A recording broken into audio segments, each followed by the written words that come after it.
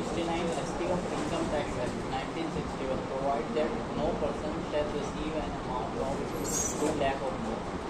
एक section insert किया गया था, ठीक है, 269 ST। इसमें ये कहा गया है कि आप कोई पर्सन जो है 2 लाख से ज़्यादा पैसा रिसीव नहीं कर सकता है कैश में, है ना। सिर्फ 2 लाख से ज़्यादा आप पैसा रिसीव कैश में नहीं कर सकते। In aggregate from a person in a single day. In aggregate यानी काफ़ी सारी अमाउंट भी अगर 2 लाख से ज़्यादा हो रही हैं एक दिन के अंदर, तो वो भी इस सेक्शन में आएंगे। जैसे एग्जाम्पल से Mr A sold an item amounting to ₹2,50,000 to Mr B and receive 5 instalment of ₹50,000, है ना। तो यहाँ पर क्या है, मिस्टर ए जो है उसने कोई माल सेल कर दिया है, गुड सेल कर दिया है 2,50,000, इसको दिया है बी को, और उसने इस 50,000 को सॉरी 2.5 लाख रुपए को 50,000 करके 5 इंस्टॉलमेंट में लिया है इन ए सिंगल डे, एक ही दिन में, है ना। यानी उसने 2.5 लाख पूरा ने लेके 50-50 ले लिया। अब वो इसलिए लिया कि भाई 2 लाख की कैटेगरी से बाहर हो जाऊँगा मैं, है ना, ठीक है। He has receive more than 2 lakh in a single day. बस ये इंस्टॉलमेंट डिपेंड नहीं करेगी, ये डिपेंड करेगा कि एक दिन में आपने 2 लाख से ज़्यादा ले लिया भाई, अब उसमें आपने 5 बार में लिया, उसको 10 बार में लिया, इसका मतलब नहीं है। एक दिन में अगर 2 लाख से ज़्यादा किसी से कैश ले लिया आपने, तो फिर ये सेक्शन जो है एप्लीकेबल हो जाएगा, है ना। दूसरी कंडीशन है in respect of a single transaction, एक ट्रांजेक्शन के against. In the example above if Mr A receive 5 instalment in 5 days, still the transaction covered under section 269 ST of Income Tax Act as amount received against a single transaction, ठीक है। तो यहाँ पर क्या है कि अगर मान लो मिस्टर ए ने कोई बिल इशू करा था 2.5 लाख रुपए का, ठीक है, और उस 2.5 लाख के अगेंस्ट आपने 5 दिन में अलग अलग उसी एक ट्रांजेक्शन के अगेंस्ट 5 दिन में अलग अलग कैश में रिसीव कर लिया है पैसा, तो भी आप पर ये सेक्शन अप्लाई हो जाएगा, क्योंकि ये सिंगल ट्रांजेक्शन के अगेंस्ट उसका बिल जो 2.5 लाख का बना था उसके अगेंस्ट आपने 5 बार में पैसा ले लिया, ठीक है, तो ये सेक्शन आपके ऊपर एप्लीकेबल हो जाएगा। In respect of transaction relating to one event और ओकेजन फ्रॉम ए पर्सन, किसी एक इवेंट या ओकेजन में किसी एक पर्सन ने पैसा रिसीव किया, है ना, एक पर्सन से पैसा रिसीव किया, and receive cash of more than 2 lakh in respect of marriage given if separate bills are made and payment are received on separate day. तो यहाँ पर क्या हुआ, यहाँ पर 2 लाख रुपए रिसीव कर लिए हैं, ठीक है, किसी मैरिज के अगेंस्ट, कोई शादी, ठीक है, उसमें शादी के अगेंस्ट पेमेंट जो है अलग अलग दिन में रिसीव कर लिया गया है, बट वो एक इवेंट है या एक ओकेज़न है, तो उसके अगेंस्ट अगर आप पैसा रिसीव करोगे जो 2 लाख से ऊपर है, ठीक है, भले वो अलग अलग डेज में कर रहे हो या अलग अलग अमाउंट में कर रहे हो, लेकिन एक इवेंट के अगेंस्ट से, तो फिर ये सेक्शन अप्लाई हो जाएगा। तो ये 3 कंडीशन होती हैं ये सेक्शन अप्लाई होने की, तो आपके ऊपर ये सेक्शन अप्लाई हो जाएगा, ठीक है। अब इससे प्रॉब्लम क्या है कि अगर सेक्शन अप्लाई हो गया तो दिक्कत क्या है। The case transaction limit is applicable on receiver and not the pair. ये जो लिमिट है ये रिसीवर के लिए लिमिट है, पेड करने वाले के लिए लिमिट नहीं है।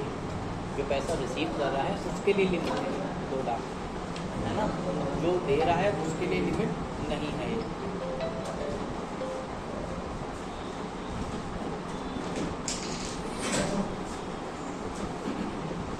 Non applicability of section 269, this section is not applicable. ये किन लोगों पर एप्लीकेबल नहीं होगा? Any received by government, banking company, post office, saving bank और कोऑपरेटिव बैंक। अगर आप किसी बैंक से या कोई पोस्ट ऑफिस से या कोऑपरेटिव बैंक से आप पैसा रिसीव करते हो तो ये सेक्शन एप्लीकेबल नहीं होता।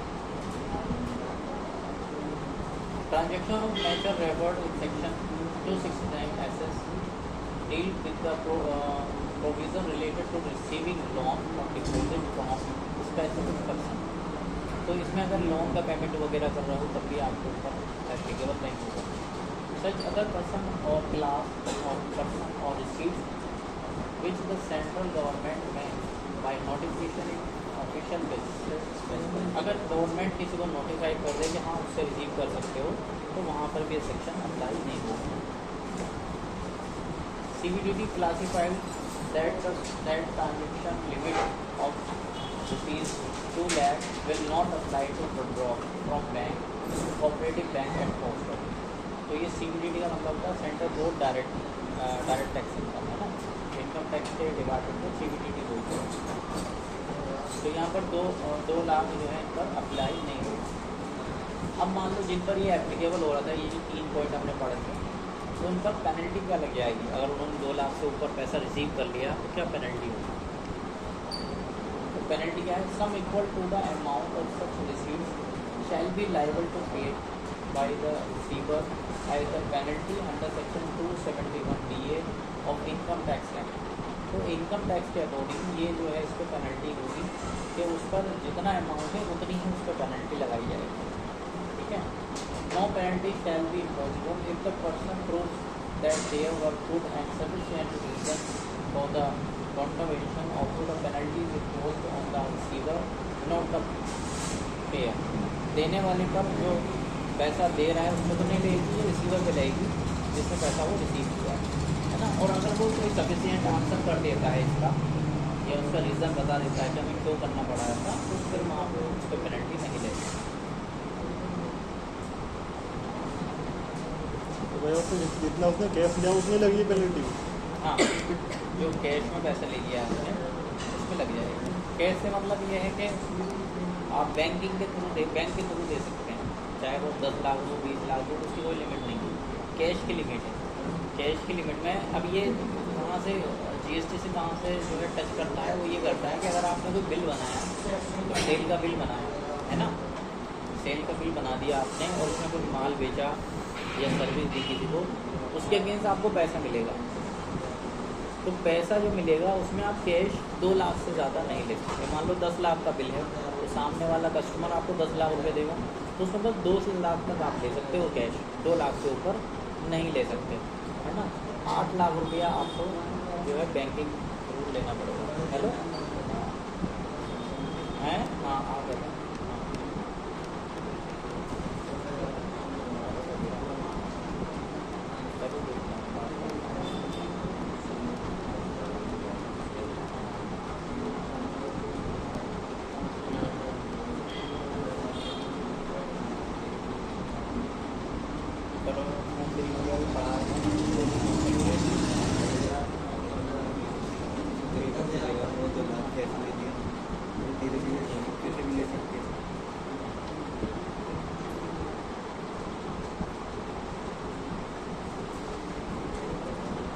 भैया ज़्यादा पूछ रहे हैं.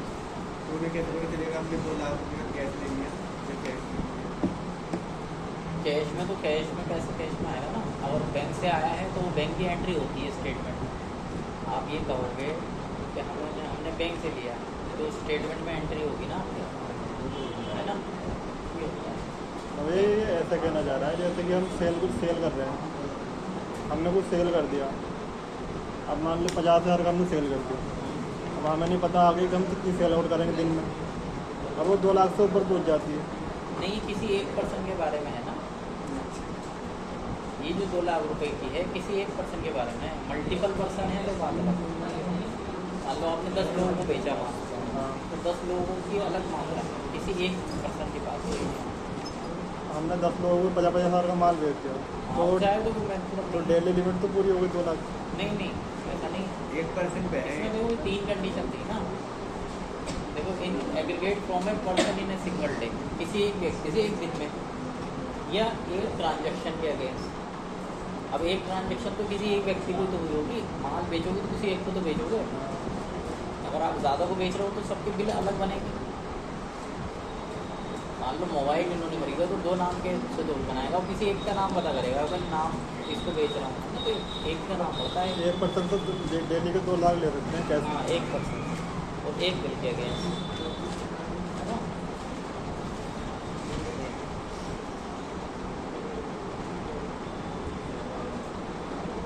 अच्छा ये तो चलो रिसीव वाला मैटर रहा। हाँ क्या कहते हैं आपने लास्ट मुझे दिखा दो एक मिनट।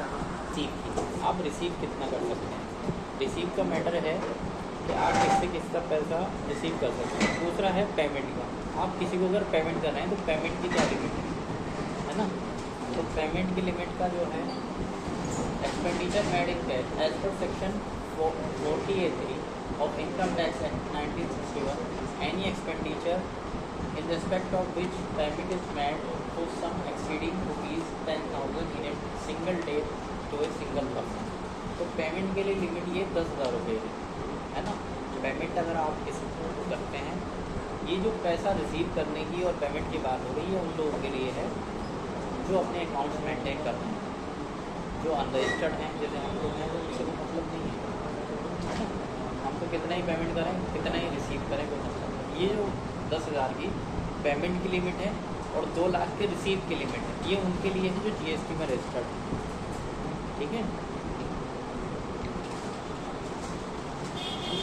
तो यहाँ पर पेमेंट की बात है कि सिंगल पर्सन से सिंगल डेट में जो पेमेंट कर सकते हैं 10,000 रुपये कर सकते हैं। Otherwise then the account pay cheque और अकाउंट पे बैंक ड्राफ्ट और use of electronic clearing system through a bank account shall not be allowed as deduct. तो यहाँ पर क्या है 10,000 से ऊपर अगर अमाउंट करनी है आपको किसी पर्सन को सिंगल डे में सिंगल पर्सन को देना है तो फिर आप बैंक के थ्रू दो, ठीक है। ऑनलाइन दे दो, चेक से दे दो, बैंक के थ्रू दे दो।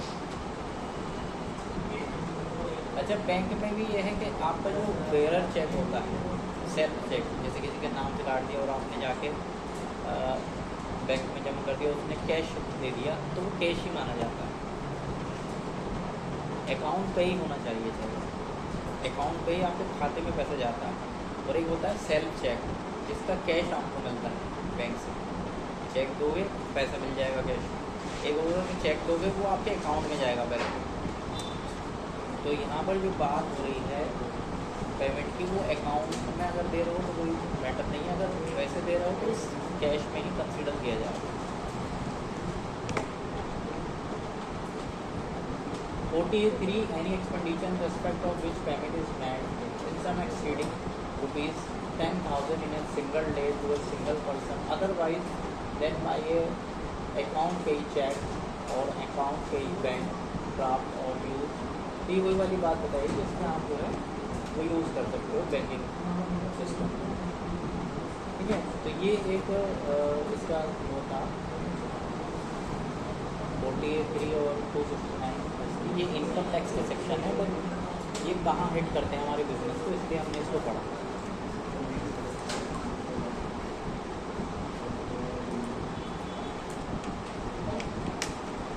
एक टॉपिक और तो बताना वो भी कंप्लीट कर देता हूँ।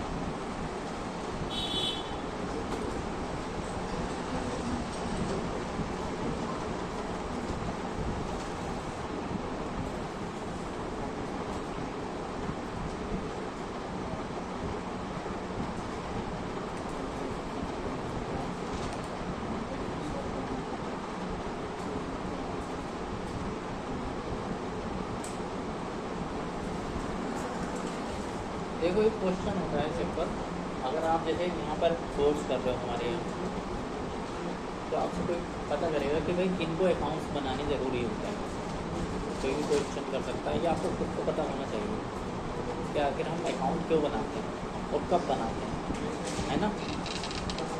कब किसको अकाउंट बनाने की ज़रूरत पड़ती है, बिजनेस सबके चलते हैं तो ज़रूरत कब पड़ेगी जब उन्हें वो अकाउंट्स मेंटेन करना पड़ता है।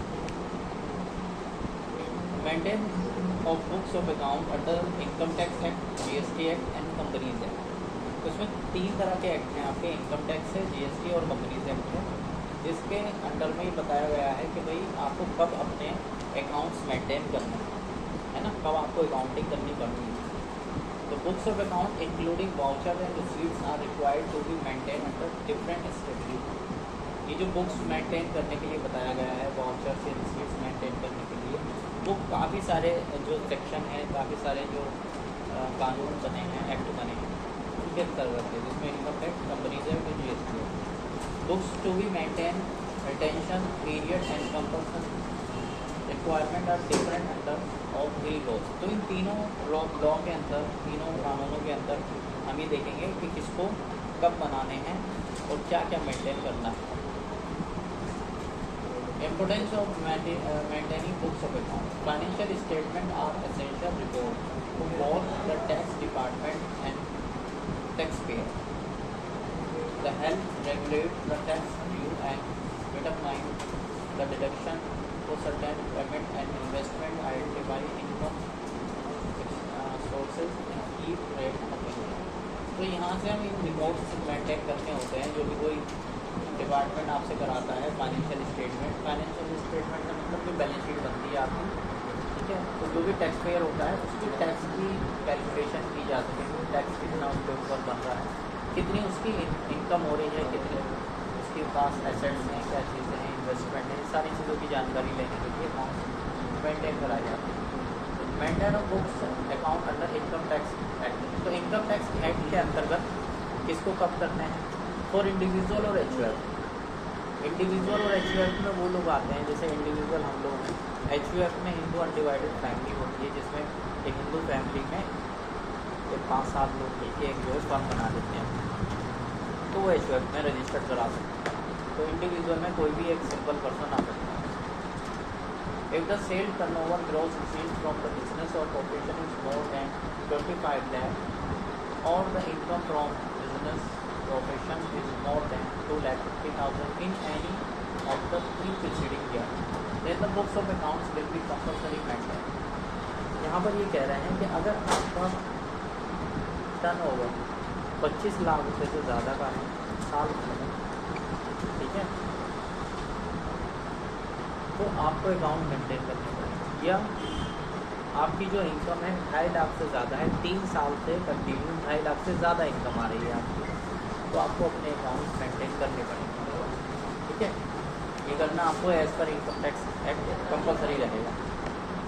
तो person other than individual HUF, जो इंडिविजुअल HUF के अलावा जो लोग हैं, if the sales turnover given proceeds from the business profession is more than 10 lakh or the income from business or profession is more than 1,20,000 in any of 3 preceding years, then the books of accounts will be compulsory maintained।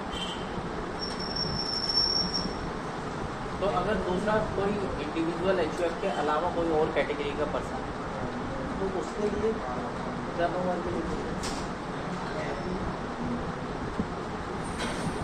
10 lakh रुपये, 10 लाख से ऊपर अगर उसका turnover है तो उसे account maintain करने पड़ेंगे। और 1,20,000 से ज़्यादा उसका नेट प्रॉफिट आएगा, आ गया, नेट प्रॉफिट की बात हो रही है ना। नेट प्रॉफिट अगर 1,20,000 आएगा, इससे 3 सालों में रहा इससे ज़्यादा, तो फिर उनको अकाउंट मेंटेन करने पड़ेंगे।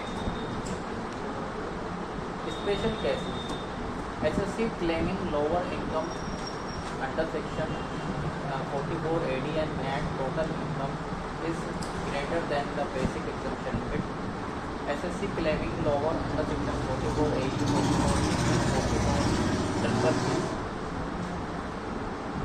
अगर इन केसेस में आप आते हैं, SSC ये जो है ये सेक्शन है इनकम टैक्स में।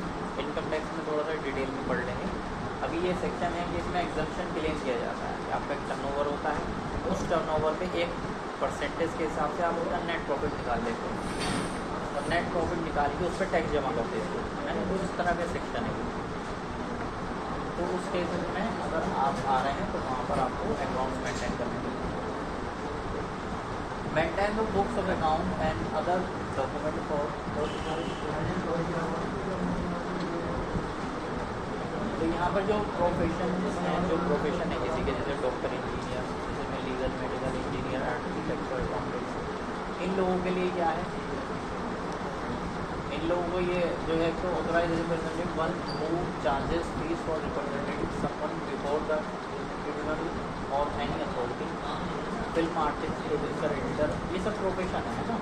ये जो प्रोफेशन में आ रहे हैं इन लोगों के लिए क्या है, एक gross receives exceed 1,50,000 in 3 years immediately preceding in previous year, or where the profession has been newly set up in the previous year, these gross receipts are likely to exceed 1,50,000 a year.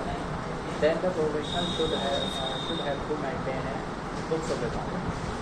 तो यहाँ पर क्या है, यहाँ पर जो ये profession में आए हैं इन लोगों का अगर नेट प्रॉफिट आपका कितना रहता है, जो ग्रोस रिसीप्ट लिख रखता है नेट प्रॉफिट होगा ना, या फिर एक जीरो बस कर दिया।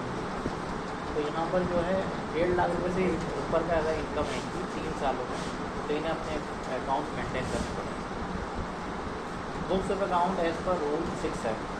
तो आपको क्या क्या मेंटेन करना है, जैसे कैश बुक बनानी होगी, आपको जर्नल बनाना होगा, लेज़र बनाने होंगे, कॉपीज ऑफ बिल और रिसीट्स, तो बिल्स जो है आपको परचेज सेल्स के बिल होने चाहिए, रिसीट्स जो पैसे को पैसा मिला है वो maintain, daily cash registered with details of patient, service render, fees, receipt. तो ये जो डॉक्टर वगैरह या होते हैं उनको अपने डेली रजिस्टर मेंटेन करने हैं, और जो डॉक्टर होते हैं उनके पास मेडिसिन का स्टॉक होता है वो भी मेंटेन करना है ना। तो इन लोगों को जो है ये सारी चीज़ें मेंटेन करनी है, ठीक है। अच्छा, ये जो सब मेंटेन किया जाता है, बुक्स ऑफ अकाउंट बना लिया आपने, तो ये कब तक एज पर इनकम टैक्स जो है कब तक आपको अपने पास सेव रखना होता है। तो ये 6 ईयर का टाइम होता है इसमें, है ना। 6 साल तक आपको अपने पास सेव रखना होता है। 6 साल में कभी भी आपको जो है आपसे जो इनकम टैक्स डिपार्टमेंट है वो कभी भी आपसे ये रिपोर्ट मांग सकता है इनकम टैक्स के बोल। Penalty for not maintaining books of account, अगर आप बुक्स ऑफ अकाउंट मेंटेन नहीं करते हैं तो आपके ऊपर क्या पेनल्टी लगेगी। There is fix penalty if the tax payer fails to maintain the accounting report as per section 24A and the penalty is levied under section 27(1)(a). The maximum penalty is charged at the limit of ₹25,000. The penalty may also be avoided if the taxpayer can provide any reasonable justification for the failure in maintaining the report. तो यहाँ पर penalty जो है 25,000 है, अगर वो reason बताता है वो तो उससे बच सकता है उस penalty. Maintain of books of account under company से, ये तो रहा इनकम टैक्स वाला।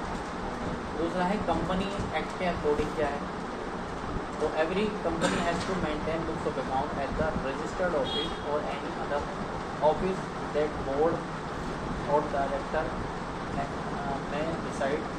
if company maintain books at an office other than its registered office, it must intimate the same to ROC। the company can also maintain the accounts electronically, है ना। तो यहाँ पर क्या है, यहाँ पर यह है कि जो बुक्स ऑफ अकाउंट हैं वो हर कंपनी को अपने मेंटेन करने होते हैं, उसके लिए कोई लिमिट नहीं है। अगर आपकी कंपनी तो आपको मेंटेन करना है, तो आपके जो कंपनी जिस एड्रेस पर रजिस्टर्ड होती है वहीं पर मेंटेन करने होते हैं। उसके अलावा अगर कोई दूसरा एड्रेस दिया है तो आपको ROC को जो है इन्फॉर्म करना होता है जहाँ से कंपनी रजिस्टर्ड होती है कि हम अपने बुक्स ऑफ अकाउंट यहाँ मेंटेन करते हैं, है ना। तो ये मैनुअल भी किया जा सकते हैं, इलेक्ट्रॉनिकली किया जा सकते हैं। ड्यूरेशन को which the books need to be maintain, तो ये जो कंपनी है वो अपने अकाउंट्स को कब तक मेंटेन करके रखेंगे, 8 साल का टाइम होता है। 8 साल तक कभी भी आपसे जो है आपका रिपोर्ट मांगा जा सकता है। बुक्स ऑफ अकाउंट जो भी मेंटेन, अब इसमें कंपनी को क्या क्या मेंटेन करना होगा, cash flow statement, record cell purchase, record assets liability, item of cost, deeds, voucher और राइटिंग डॉक्यूमेंट, जो भी चीज़ें हैं आपको ये सारी चीज़ें मेंटेन करनी होगी। Maintain books of account under the GST act, तो GST एक्ट के अकॉर्डिंग क्या क्या मेंटेन करना है। Every registered person has to maintain GST record at the principal place of business, जिस एड्रेस पर आपका GST रजिस्टर्ड है, रजिस्ट्रेशन लिया है, उसी एड्रेस पर अकाउंट मेंटेन होंगे। Record to be maintain production और मैन्युफैक्चर ऑफ द गुड्स, तो इन्हें क्या करना है, प्रोडक्शन और मैन्युफैक्चर कितना प्रोडक्शन हुआ, कितना मैन्युफैक्चर, उसके रिकॉर्ड मेंटेन करने होते हैं। Inward and outward supply of services वो, कितना आपने माल बेचा है, कितना खरीदा है, वो स्टॉक ऑफ गुड्स, तो जो माल है उसका स्टॉक मेंटेन करना होगा। इनपुट टैक्स क्रेडिट अवेट, जितना आरटीसी लिया है वो जो अवेट किया है वो उसका जो है आपके पास रिकॉर्ड होना चाहिए। Output tax payable and paid, कितना लाइबिलिटी निकली आपकी टैक्स की, कितना पेमेंट कर दिया आपने। रिकॉर्ड ऑफ गुड्स और सर्विसेज इम्पोर्टेड और एक्सपोर्ट, अगर आप इम्पोर्ट एक्सपोर्ट कर रहे हैं तो उसके रिकॉर्ड आपके पास मेंटेन होने चाहिए। अदर पर्टिकुलर्स एज मैं भी फेस करें, इसके अलावा अगर कोई डिपार्टमेंट आपसे मांगता है तो वो आपको देना पड़ेगा। ड्यूरेशन क्या है इसकी, ड्यूरेशन को which books you need to be maintain, कब तक जो है मेंटेन कर सकते हैं आप, इसको रखना पड़ेगा 6 साल तक, है ना। 6 साल तक आपको इसको सेव करके रखना होगा, ठीक है। तो ये आपको ये कंडीशन थी कि कब हमें अकाउंट्स मेंटेन करने चाहिए, किस लोग के अंदर।